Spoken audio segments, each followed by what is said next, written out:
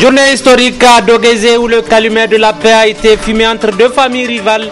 Une paix des braves matérialisée par une déclaration.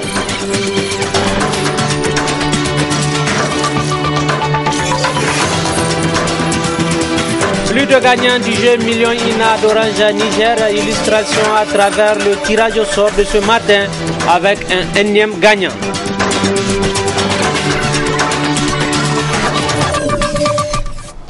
Messieurs, dames, bonsoir, très ravi de vous savoir nombreux à ce 19h45 sur la télévision Labari. Initialement prévu pour se tenir demain 19 septembre 2016, la rentrée scolaire 2016-2017 pour les lycées est reportée au lundi 19 septembre prochain à cause de la fête de Tabaski. Selon le directeur régional des enseignements secondaires de Niamey, tout est fin prêt pour une bonne rentrée cette année. Le dresse Zakarihima Barkiri que je propose de suivre à Sutifi. C'est un report, vous n'êtes pas sans savoir que nous venons de sortir de la fête de la Tabaski, vraiment pour permettre et aux élèves et aux enseignants de se rendre sur le lieu de travail véritablement. Il faut quand même, il faut repousser. Il ne faut pas raisonner seulement en termes de Niamey où tout le monde est sur place. Dans certains établissements, il y en a qui viennent à des centaines de kilomètres. Où vous conviendrez avec moi que si le lendemain de la fête, où ils n'ont même pas fini de manger leur repas, on leur dit de quitter pour la rentrée du 15, je crois qu'ils seront en retard. C'est pourquoi le ministère a jugé utile, parce que c'est aussi social, de reporter la rentrée au 19 septembre. Toutes les conditions sont réunies pour une bonne rentrée, monsieur? Toutes les conditions sont réunies. Je voudrais parler par exemple de Niamey. Les orientations sont sorties. Ça fait plus de 2 semaines que c'est affiché. Les décisions d'affectation régionale sont sorties parce que la commission régionale des affectations a eu lieu. Les fournitures sont actuellement dans les établissements. Je crois qu'on est prêt pour la rentrée. Qu'en est-il des enseignants? Il n'y a pas de moment. À Niamey, vous êtes avec moi, c'est vous, la presse, vous savez qu'à Niamey, on n'a pas d'arrêt de pécule. Donc il n'y a aucun problème avec les enseignants et avec les élèves. On n'a pas d'arrêt de pécule de contractuels, on n'a pas d'arrêt d'allocation scolaire. Donc pour nous, tout est prêt pour que la rentrée du 19 là ait lieu sans accroc. Les cahiers sont dans les établissements déjà. Il y en aura combien par élève? 10 par élève du lycée. Je vous invite le lundi à venir, on va lancer la rentrée ici au Corambé. Je vous invite à venir. Merci. Et à faire le tour de l'ensemble des CES où il y a le second cycle. Je vous l'annonçais dans les titres que le siège de la compagnie de téléphonie mobile Orange Niger a servi de cadre ce matin au tirage au sort du jeu Million INA. Pour cette semaine, c'est le numéro 92 42 42 89 dont Mahamadou Ibrahim Issifou en est le propriétaire qui est le gagnant. C'était en présence de nos reporters Chebou Guissou et Ali Sissé Ibrahim dont voici leur compte rendu. Million INA est un jeu qui a été lancé par Orange le 29 août passé avec comme objectif de faire chaque semaine un millionnaire. Cependant, comme tout jeu, le Million INA d'Orange comporte des modalités que rappelle Lucie Hamanou. Nous rappelons donc le mécanisme du jeu. Donc le jeu est ouvert à tous les clients Orange Niger, exception faite du personnel Orange du Niger, de leur famille, descendants ou ascendants en ligne directe, des distributeurs et des clients entreprises peuvent participer au jeu, comme je disais tantôt. Les clients Orange Niger qui ont une SIM identifiée en faisant le dièse 321 dièse et en ayant une consommation de base, là on est dans la semaine passée, de 500 francs CFA.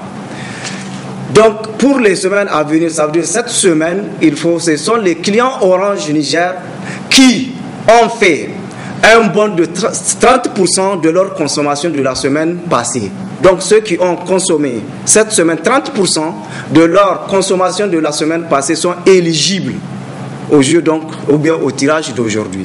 Pour le tirage de cette semaine, c'est le numéro 92 42 42 89 appartenant à Mahamadou Issa qui gagne 1 million. L'occasion a été saisie pour remettre à Ibro Chebou Aboubakar 1 million gagné lors du précédent tirage.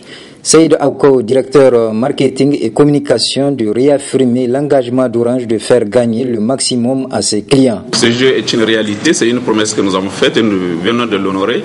Mais le jeu n'est pas fini et nous continuons ce jeu Nous invitons nos clients à continuer à jouer, s'inscrire gratuitement au dièse 321 dièse et pour gagner 1 million par semaine et des lots, comme vous l'avez vu, on vient de faire des remises au premier gagnant de la semaine passée et cette semaine également. Donc le jeu continue, je vous l'ai dit, et il y a encore le gros lot qui reste à gagner, qui est celui de la voiture. Donc continuez à jouer et nous profitons aussi pour vous souhaiter très bonnes fêtes et bonne rentrée scolaire qui s'annonce dans les jours à venir. En plus, le jeu Million INA produit chaque semaine 10 gagnants de 50 000 francs. Ainsi, le jeu Million INA est une façon pour Orange d'être utile tout en se concentrant sur ce qui est essentiel à ses clients. Million INA apparemment qui continue de faire de gagnants. La suite de cette édition, mais sur tout autre plan, à l'université de Niamey, où la situation semble être du jour au lendemain ingérable avec les étudiants qui refusent de prendre les cours suite à leurs revendications qui n'ont jusque-là pas trouvé satisfaction. Je vous propose de suivre à cet effet Oumarou Idrissa, il est membre du comité exécutif de l'UNUN, l'Union des étudiants nigériens à l'université de Niamey. Nous traversons une situation depuis le début de la rentrée et la raison pour laquelle nous avons bloqué la rentrée depuis le 1er septembre. Aujourd'hui, face à cette situation, je pense que nous avons eu à lancer des mots d'ordre à plusieurs reprises. Hier, à la sortie de la fête de Tabaski, nous n'avons pas eu satisfaction. Le comité exécutif s'était réuni de façon urgente pour analyser la situation et la suite à donner au mot d'ordre. Nous avons décidé de ce qui suit, de lancer une fois de plus un mot d'ordre de suspension des activités académiques de 96 heures, soit 4 jours, donc jusqu'au samedi. Maintenant, ce que nous voulons dire, ce que nous voulons dénoncer, c'est les mutismes des autorités face aux revendications que nous avons eu à déposer. Parce qu'il semble que ces autorités, ils ont d'autres préoccupations qu'elles estiment peut-être plus légitimes que l'école nigérienne. Parce qu'ils n'ont aucun souci, vis-à-vis de l'école nigérienne. Nous, ce que nous tenons à leur dire, eh bien, qu'elles soient prêtes, parce qu'on parle des autorités, qu'elles soient prêtes à partir de samedi. Si notre mot d'ordre arrive à l'épuisement, qu'elles soient prêtes, qu'ils vont faire face à n'importe quel genre de situation, à n'importe quel genre de désagrément, en tout cas dans la ville de Niamey. Nous avons voulu privilégier le dialogue pour pouvoir faire entendre nos revendications, mais comme nous faisons face à des adversaires et à des partenaires qui semblent être sourds, nous sommes obligés de passer à la vitesse supérieure et d'utiliser les moyens illégaux pour pouvoir faire entendre nos revendications. Donc, ce que j'ai à leur dire, c'est de les alerter. À partir de samedi, si rien n'est fait, l'UNUN est déterminé à jamais. L'UNUN est déterminé à jamais de pouvoir utiliser tous les moyens, je dis bien tous les moyens qu'il faut pour faire entendre nos revendications. Qu'ils sachent que, en tout cas, toutes les situations, en tout cas, qu'on aura, en tout cas, à carrer au niveau de la ville de Niamey, qu'ils sont les seuls et uniques responsables. Donc, pour finir, c'est un appel que j'ai à lancer une fois de plus à nos camarades, à tous les militants de l'UNUN, qu'ils soient prêts, unis, en tout cas, et sereins, au mot d'ordre que notre organisation aura à donner quant à la marche que nous pouvons suivre, en tout cas à n'importe quel moment dans les heures qui suivent.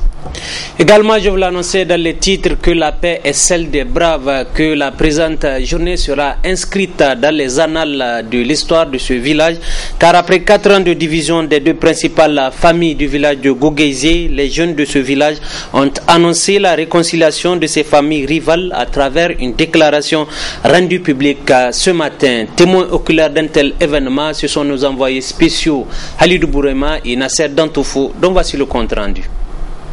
Goguézé, village situé dans la commune rurale de Danchandou, département de Kolo, un village qui est resté divisé pendant 4 ans à la suite d'une mésentente, une situation qui s'aggravait du jour au jour et qui a interpellé les jeunes du village qui se sont donné la mission d'unifier le village en réconciliant les deux parties en conflit, la famille du chef du village et celle du cheikh Abdrahman Ali. Objectif atteint, et c'est là après 2 ans de médiation et de négociations comme en témoigne cette cérémonie grandiose. Au début, le village ne s'entendait pas. Et nous, ça fait à peu près 2 ans de cela qu'on est en train de préparer cette mission-là. C'est une mission pour nous les jeunes. Bon, maintenant, à partir de 2015 jusqu'à 2016, on s'envoie des messages entre jeunes. Et c'est pour de cela dedans qu'on a pu aboutir maintenant à cette cérémonie. On ne peut que se réjouir, on ne peut que dire Alhamdulillah. Vraiment, que Dieu encourage ces gens-là, que Dieu aide les gens-là, que Dieu aide le village tout entier et tout notre pays. Tout notre pays, que Dieu apporte sa bénédiction sur le pays. Depuis que nous avons initié le mot réconciliation, on ne peut dire qu'Alhamdulillah, wallahi. Alhamdulillah, notre objectif vraiment c'est atteint. Un dénouement erré est trouvé pour l'intérêt du village. Les deux anciens rivaux se réjouissent. Je remercie les jeunes initiateurs de cette réconciliation. Je souhaite le meilleur pour eux et à tous ceux qui ont fait le déplacement pour être des témoins de cette cérémonie.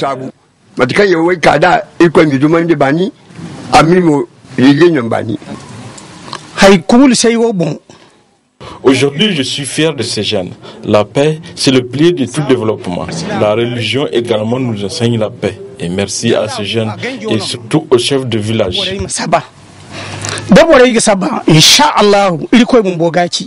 Pour joindre l'utile à l'agréable, l'association des jeunes de Goguézé a offert des dons aux habitants du village. Le premier don est composé de médicaments et accessoires pour le premier soin à la case de santé d'une valeur de 300 000 francs CFA. Le deuxième composé de fournitures scolaires pour l'école de Goguézé d'une valeur de 250 000 francs CFA. Les deux anciens directeurs de l'école ont également reçu des cadeaux.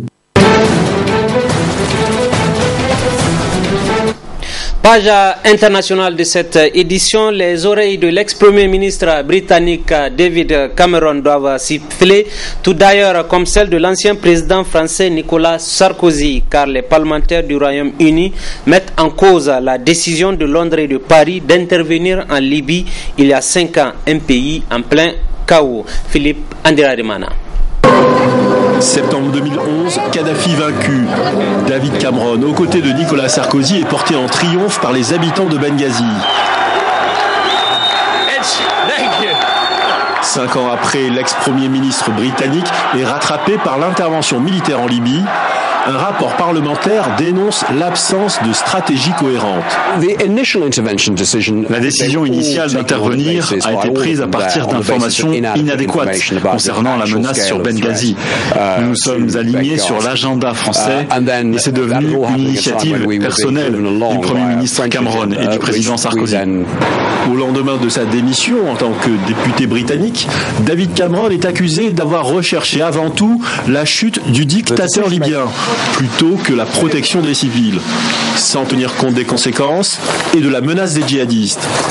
L'intervention militaire a conduit la Libye au chaos, morcelée par des milices rivales, rongée à Sirte par le groupe État islamique, réduite à un État croupion reconnu par la communauté internationale. La Libye est un désastre depuis 5 ans et un problème très sérieux pour ses voisins et l'Union européenne, avec des flux migratoires incontrôlables. Après 5 années de guerre civile, le gouvernement d'union nationale à Tripoli est dangereusement concurrencé par celui du général Haftar à l'est. Ses troupes viennent de prendre le contrôle total du croissant pétrolier libyen entre Benghazi et Sirte. Il est l'un des artisans des accords d'Oslo signés avec les Palestiniens il y a 23 ans. L'ancien chef du gouvernement israélien Shimon Peres est toujours plongé ce soir dans un coma artificiel. C'est ce qui ressort dans ce récit signé Sophie Roussi. Voici le dernier message adressé par Shimon Peres à ses concitoyens, quelques heures seulement avant son accident vasculaire cérébral. Sur les médias sociaux, l'ancien président appelle à consommer Made in Israël. Depuis, Shimon Peres, âgé de 93 ans, a dû être admis d'urgence à l'hôpital Tel HaShomer, près de Tel Aviv. Il se trouve actuellement en soins intensifs. L'hémisphère droit de son cerveau a été endommagé, mais selon son médecin personnel, les chances de survie seraient plutôt bonnes. Il s'est montré réactif. Il a répondu à notre appel lorsque la sédation a été un peu atténuée. Nous allons rester près de lui pendant la journée et nous espérons être en mesure d'entrer en contact avec lui la prochaine fois que la sédation sera amoindrie. Quoi qu'il en soit, il écoute et il comprend ce qui se passe, de sorte que nous gardons espoir. D'Israël et du monde entier, les messages de soutien affluent. Shimon Peres est l'un des derniers pères fondateurs de l'État toujours en vie. Artisan de la réconciliation relations avec le peuple palestinien. Il a gouverné le pays à plusieurs reprises et obtenu le prix Nobel de la paix. Pour sa famille réunie à son chevet, son engagement a été le moteur de sa vie. Je sais que pour mon père, rien n'importe plus que les gens, Israël, le peuple juif et le peuple d'Israël. En janvier dernier déjà, Shimon Peres avait dû être hospitalisé pour 2 alertes cardiaques. Officiellement retiré de la vie politique, infatigable, il reste très actif et engagé à travers son Centre pour la paix. Direction à présent Yukon, un village devenu le symbole de soif de démocratie en Chine. Ses habitants vivent à nouveau des heures difficiles. Image commentée par Pascal Vessi. Les interpellations des suspects ont eu lieu en pleine nuit à leur domicile. Vers 4h du matin, la police a fait irruption dans ce petit village de pêcheurs de Wukan, devenu symbole de la démocratie en Chine. Un assaut musclé, filmé par les caméras de vidéosurveillance installées par des habitants. 13 personnes soupçonnées d'atteinte à l'ordre public ont été arrêtées. Peu de temps après, la situation a dégénéré dans les rues de Wukan. Des affrontements violents ont éclaté entre habitants et forces de l'ordre. Plusieurs personnes ont été blessées. Nous sommes sortis parce que nous voulions porter secours aux manifestants. La police est alors arrivée, elle a frappé et arrêté des gens alors que nous marchions dehors. Plus de 20 personnes ou plus ont été arrêtées. Beaucoup de policiers sont venus arrêter des villageois. Ils ont également battu les personnes âgées et les enfants. À l'origine de cette flambée de violence, la condamnation il y a quelques jours à 3 ans de prison pour pot de vin du maire de Wukan, Lin Zulian. En 2011, il avait été élu démocratiquement à la tête du village du jamais vu en Chine et Wukan était devenu célèbre dans le monde entier. Ses habitants s'étaient soulevés pour chasser d'anciens cadres du parti communiste chinois corrompus. Si le calme semble revenu aujourd'hui à Wukan, le village est désormais bouclé par la police, interdit d'accès à tout journaliste et les connexions internet totalement coupées.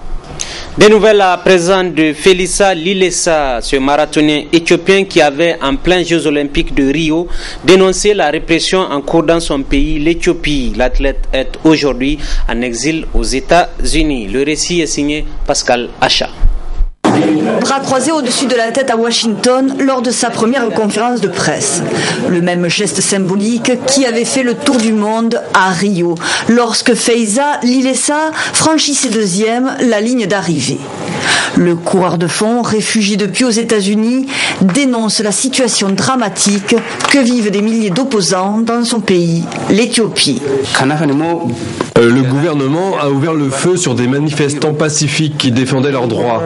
Plus d'1 millier de personnes ont trouvé la mort dans les manifestations. Personnellement, j'ai extrêmement peur que cela prenne une dimension ethnique. Vous pourriez voir un scénario comme Rwanda, où les groupes ethniques se dressent les uns contre les autres. Depuis près d'1 an, la contestation antigouvernementale enfle. À l'origine, la révolte des membres des ethnies Oromo et Amhara, majoritaires dans le pays. Ces membres dénoncent les discriminations dont ils sont victimes de la part de la minorité des Tigréens qui exercent le pouvoir et le redistribuent aux membres de leur ethnie. Dimanche, Tamirou Demis, notre champion éthiopien, a pris le relais aux Jeux paralympiques de Rio et a été sévèrement rappelé à l'ordre par le comité organisateur. Et oui, détermination en même temps sonnette d'alarme tirée par le marathonien Felisa Lilesa. Vivement que son appel soit entendu par qui de droit. Et ce sont sur ces images que se referme cette édition avec la même passion de vous servir. Très bonne suite en compagnie de nos programmes, ceux de la télévision Labari. Au revoir.